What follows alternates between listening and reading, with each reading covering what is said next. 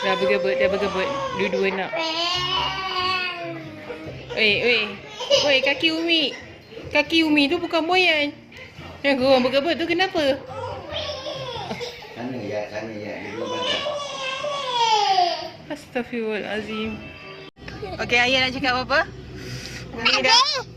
Ada ibu. Mana ada ibu? Kepala kau tu kenapa? Sakit, mak. Sakit otak. Kepala kau kenapa? Sakit otak. Sakit. Mati aku. Ayat. Dakil. Ayat punya. Ayat. No. Umi suruh letak barang. Letak. Nanti orang marah. Nah, kekek. Nazara, Ayat. Adik letak. No. Salah. Adik. Jangan adik. Adik ni siapa? No.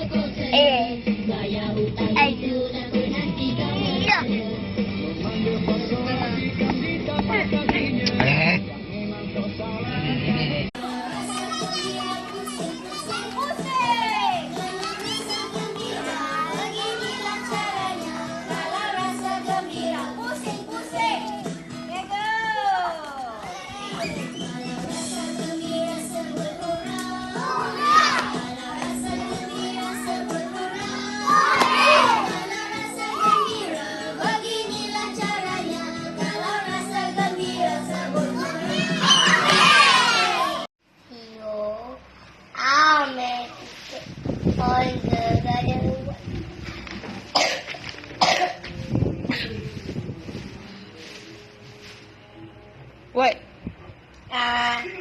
Aidin. My work. What? My work today. No. What can I see? Why can I see? Why can I go? Tolong duduk jauh dari TV. Saya ulangi. Tolong duduk jauh dari TV. Tolong